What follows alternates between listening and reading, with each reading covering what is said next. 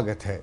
चक्रव्यूह में आज हम बात करने जा रहे हैं उस खबर की जो लगातार हरियाणा की राजनीति को गरमाए हुए है।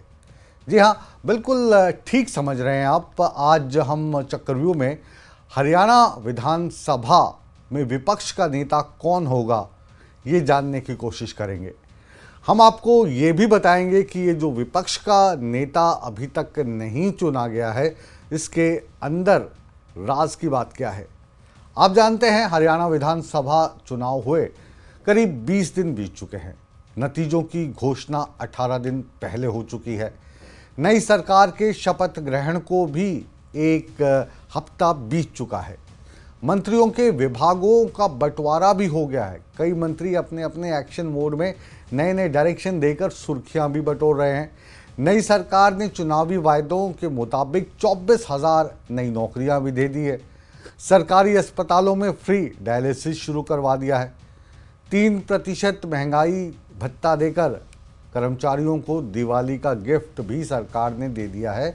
और सुप्रीम कोर्ट के निर्देश में जो एससी आरक्षण है उसका वर्गीकरण का फैसला है उसको भी लागू कर दिया गया है। मुख्यमंत्री के निर्देश पर सभी नगर निकायों में हर रोज शिविर लोगों की समस्या का समाधान करेंगे। लेकिन लगता है कांग्रेस अपनी समस्या का समाधान अभी नहीं कर पा रही है। इसी पर आज हम चक्रव्यूह की चर्चा करेंगे। लेकिन इसका थोड़ा बैकग्राउंडर पहले हम आपको बता दें। कांग्रेस के नेता कहते हैं कि डरो मत, मगर लगता है हरियाणा के हालात उससे कह रहे हैं कि यहाँ कुछ करो मत। ऐसा इसलिए हम कह रहे हैं क्योंकि नतीजों के 20 दिन के बाद भी हरियाणा में विधायक दल का नेता कांग्रेस अभी तक नहीं चुन पाई है। वो भी तब जबकि कल विधानसभा सत्र बुलाया जा रहा है।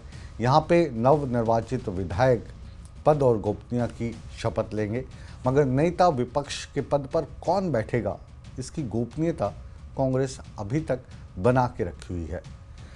बीती बातों को बुलाकर आगे बढ़ना चाहिए, ये बुजुर्ग भी कहते हैं और हर बुद्धिमान इंसान भी कहता है। लेकिन लगता है कि जो कांग्रेस है हरियाणा वाली, इसको अपनी हार अभी तक स्वीकार नहीं हो रही है। उससे जो जुड़ी बातें हैं वो उनको भुला नहीं पा रही है। शायद यही वजह है कि नेता विपक्ष का नाम का ऐलान अभी तक नहीं हो पाया है, जबकि सत्ता पक्ष के जो विधायक हैं उनकी दूसरी बैठक बुलाकर विधानसभा में स्पीकर कौन होगा, डिप्टी स्पीकर कौन होगा, इस पर मंथन किया जा रहा है। बहरहाल विधानसभा चुनाव के वक्त हरियाणा में जो माहौल दिख रहा था उसमें ज़्यादातर लोग, कांग्रेस नेता बार बार कह रहे थे कि बीजेपी जा रही है, कांग्रेस आ रही है। करीब करीब सभी न्यूज़ चैनल, अखबार, एजेंसीज, एग्जिट पोल यही बता रहे थे कि कांग्रेस आ रही है, भाजपा जा रही है। मगर 8 अक्टूबर को जब चुनाव के परिणाम आए तो भारतीय जनता पार्टी सत्ता में बनी रह गई, और वो भी तीसरी बार एक रिकॉर्ड के साथ। और ये जो चुनाव के नतीजे आए इससे कांग्रेस सुन्न होकर बस आंकड़े देखती रह गई। भारतीय जनता पार्टी ने 90 में से 48 सीटों पर जीत हासिल की, जबकि कांग्रेस के हाथ 37 सीटें लगी। जीत के सपने को लेकर हार का शौक कांग्रेस को इतना बड़ा लगा कि कई नेता तो अभी तक दिखाई तक नहीं दे रहे हैं, और जो लोग सामने आ रहे हैं वो इस हार का ठीकरा ईवीएम पर फोड़ रहे हैं। हालांकि इस बार जो ईवीएम को लेकर आरोप हैं वो थोड़े नए हैं। इस बार सवाल काउंटिंग के दिन ईवीएम की जो बैटरी 99% कैसे चार्ज रह गई, इस पर सवाल उठाए जा रहे हैं, और इसको लेकर कांग्रेस ने शिकायत भी कर दी है चुनाव आयोग में, जिसका अभी तक कोई जवाब नहीं आया है। मगर असल सवाल ये है कि चुनाव में हारे कांग्रेस के जो उम्मीदवार हैं वो फिर से राहुल गांधी के पास पहुंचे हैं, और राहुल गांधी ने उनकी बात को गंभीरता से लिया है, और राहुल गांधी ने ही हार पर सवाल उठा दिए हैं। और एक जो बैठक हो रही थी मंथन, उसमें राहुल गांधी ने जो बयान दिया है वो बिल्कुल वैसा ही है जैसा कृष्ण ने गीता में दिया था। राहुल गांधी ने कहा कि जो पार्टी के नेता हैं उनके जो पर्सनल इंटरेस्ट हैं, निजी अपने आप को उभारने की बात, पार्टी का नेता बनाने की बात, वो पार्टी इंटरेस्ट से कहीं ज़्यादा ऊपर हैं। यानी पार्टी का जो इंटरेस्ट है वो नीचे चला गया है और जो सेल्फ इंटरेस्ट है वो बड़ा हो गया है। जिन उम्मीदवारों की आवाज़ बुलंद की, उन आवाज़ को लेकर अब सवाल उठने लग रहे हैं। पार्टी ने भूपेंद्र सिंह हुड्डा पर आंख मीच के भरोसा जताया था, उन्हीं के अनुसार सारी चीज़ें हो रही थी। तो हार का जिम्मेदार क्या हुड्डा साहब हैं, ये एक सोच का विषय है। क्योंकि ये सवाल हम इसलिए उठा रहे हैं कि हुड्डा साहब की जो चल रही थी उसके चलते कुमारी शैलजा हों, सुरजेवाला साहब हों, कैप्टन अजय यादव हों या दूसरे नेता, क्या अनदेखी का सवाल हुए? क्या उन लोगों को टिकट नहीं मिली जो वाकई ही टिकट के असली दावेदार थे, जो जिताऊ कैंडिडेट साबित हो सकते थे?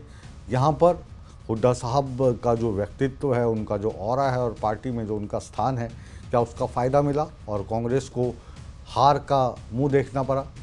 इसमें कई जो वर्ग हैं उनकी अनदेखी की गई, ख़ास तौर पर दलित समुदाय की, और जो ओबीसी हैं वो भी इस पूरे के पूरे मसले पर अब अपनी राय खुल के रख रहे हैं। और भारतीय जनता की पार्टी की बात करें तो इन मसलों को उन्होंने चुनाव के दौरान खूब भुनाया, खूब बात की कि कुमारी शैलजा की अब कांग्रेस में इज्जत नहीं है, यहाँ पर दलित की इज्जत नहीं है, ओबीसी की इज्जत नहीं है।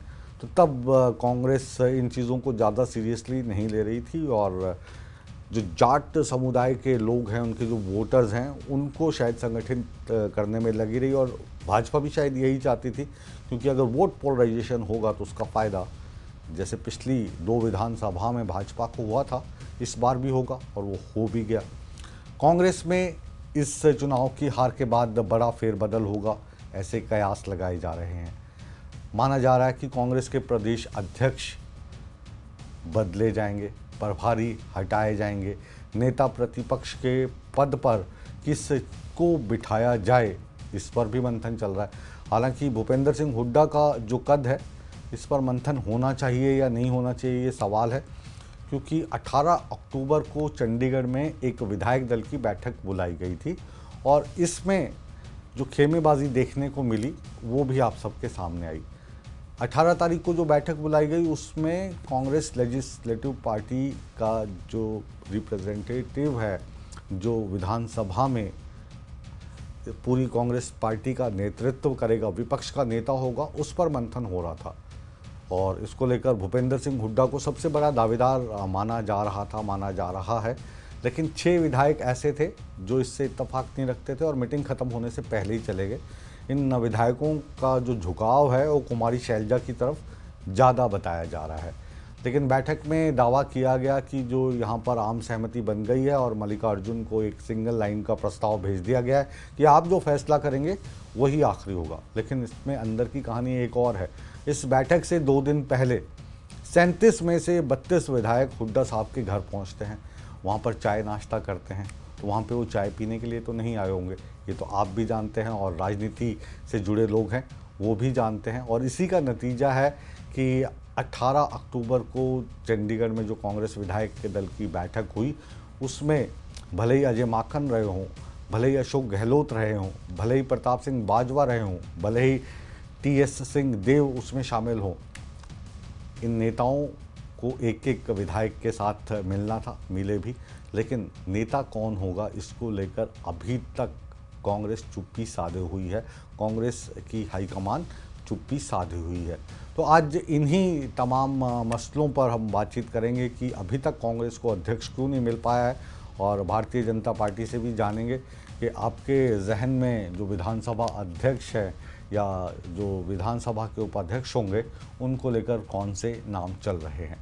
तो आइए आपका तारुफ हम अपने मेहमानों से करवाएं। उससे पहले हम आपको वो सुनवाने जा रहे हैं जो शायद आप सुनना चाह रहे हैं। क्या सुनवा रहे हैं, आइए जान लीजिए।